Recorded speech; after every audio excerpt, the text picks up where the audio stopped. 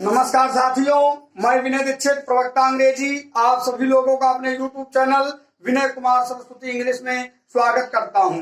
हम लोग present continuous tense पढ़ रहे थे, जिसके तहत हम लोग प्रेजेंट कंटीन्यूअस टेंस के प्रयोगों को पढ़ रहे थे और हमने आपको ये बताया था कि कुछ ऐसी क्रियाएं हैं जिनका सामान्य अर्थ में प्रेजेंट कंटीन्यूअस टेंस में प्रयोग नहीं किया जाता और विशेष अर्थ में उनका प्रयोग प्रेजेंट कंटीन्यूअस टेंस में किया जा सकता है। अब हम पुनः उन अन्य क्रियाओं को लेकर आएंगे जिनका सामान्य तौर से प्रेजेंट कंटीन्यूअस टेंस में प्रयोग नहीं किया जाता। हम लोगों ने वीडियो नंबर 5C पढ़ा था, अब इसको हम वीडियो नंबर 5D नाम देंगे। देखें आप लोग समझ लीजिए, ये इनको स्टैटिक वर्ब्स कहा जाता है।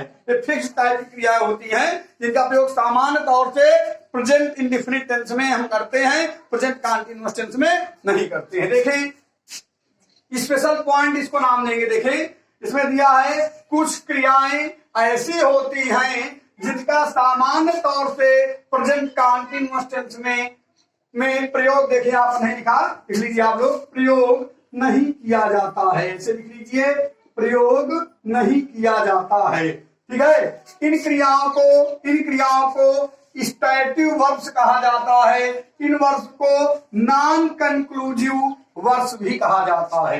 देखिए इन क्रियाओं का जिनका प्रयोग सामान्य तौर से प्रेजेंट कंटीन्यूअस टेंस में नहीं होता, उनको हम क्या कहते हैं? स्टैटिक वर्ब्स कहते हैं या नॉन कंक्लूसिव वर्ब्स भी कहा जाता है। देखिए इनका प्रयोग सामान्य तौर से प्रेजेंट इंडेफिनिट टेंस में किया जाता है। मतलब अगर आपको पहचान आ रही है इन क्रियाओं के साथ, रहा है, रहे हैं, रही है, रहा हूं, तो आप समझ लीजिए वह डर रहा है, ही फियरिंग। ये वाक्य गलत है। देखिए ऐसे वाक्य ना लिखें आप, और भले हिंदी में पहचान रहा है, रहे हैं, रही है, लेकिन आप उसी वाक्य को प्रेजेंट इंडेफिनिट टेंस से बना दीजिए। जैसे वह डर रहा है, क्या कर दीजिए आप? फियर्स कर दीजिए। ठीक है ना? वह आशा कर रहा है, ही एक्सपेक्ट्स कर दीजिए। इस तरह करके आप करेंगे। और हमने एक चीज और आपको बताई थी कि कुछ विशिष्ट अर्थों में इनमें से कुछ क्रियाओं का प्रयोग प्रेजेंट कंटीन्यूअस टेंस में किया जा सकता है, जैसा कि हमने पुराने वीडियो में, अभी जस्ट इसके 5B और 5C और वीडियो में हमने इसको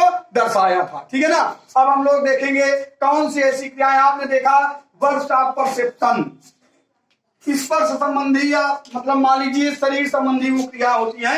वर्ब्स ऑफ परसेप्शन देखेंगे, सी का प्रयोग सामान्य अर्थ में नहीं होता लेकिन विशिष्ट अर्थ में होता है। हियर का प्रयोग भी मतलब सामान्य अर्थ में प्रेजेंट कंटीन्यूअस टेंस में नहीं होता, विशिष्ट अर्थ में हो सकता है। स्मेल का प्रयोग सामान्य अर्थ में प्रेजेंट कंटीन्यूअस टेंस में नहीं होता, विशिष्ट अर्थ में हो सकता है।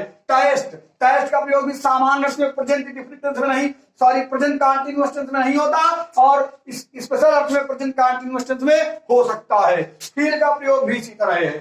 अब देखें ये words see, hear, smell, taste, feel सामान्य अर्थ में प्रेजेंट कंटीन्यूअस टेंस में इनका प्रयोग नहीं किया जाता। अब देखें वर्ड्स ऑफ अपीयरेंस, दूसरे नंबर में देखिए ये दिया है यहाँ पर। इनको पांच प्रकार की होती हैं। नंबर 1 में हमने पढ़ लिया वर्ड्स ऑफ परसेप्शन। दूसरे नंबर में देखेंगे words of appearance, resemble, seem, look, appear. इनका सामान्य अर्थ में हम प्रयोग जो है मतलब प्रेजेंट कंटीन्यूअस टेंस में नहीं करते। ठीक है, अब एक और ध्यान देंगे तीसरे नंबर में वर्ड्स ऑफ इमोशन, भावनात्मक क्रियाएं देखें। Expect, fear, admire, appreciate, adore, detest, care, mind, loathe, doubt, believe, refuse, like, hope, hate, wish, desire, want. इन क्रियाओं का भी सामान्य तौर से प्रेजेंट कंटीन्यूअस टेंस में प्रयोग नहीं किया जाता बल्कि प्रेजेंट इंडेफिनिट टेंस में किया जाता है। और देखेंगे हम लोग वर्ड्स ऑफ थिंकिंग, सोचने संबंधी क्रियाएं।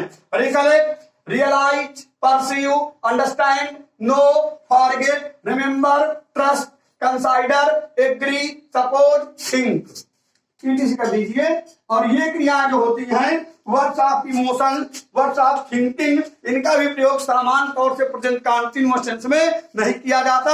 इनका प्रयोग हम प्रेजेंट इंडेफिनिट टेंस में करते हैं। अब देखें आगे वर्ड्स ऑफ पोजेशन, माने अधिकार संबंधी क्रियाएं। देखें have, contain, possess, own, owe, belong. Own देखें, ऑन बिलोंग कर दीजिए। देखें इन क्रियाओं का प्रयोग सामान्य तौर से प्रेजेंट कंटीन्यूअस टेंस में नहीं किया जाता। देखिए इसको आप लोग अपने माइंड में मेकअप कर लीजिए।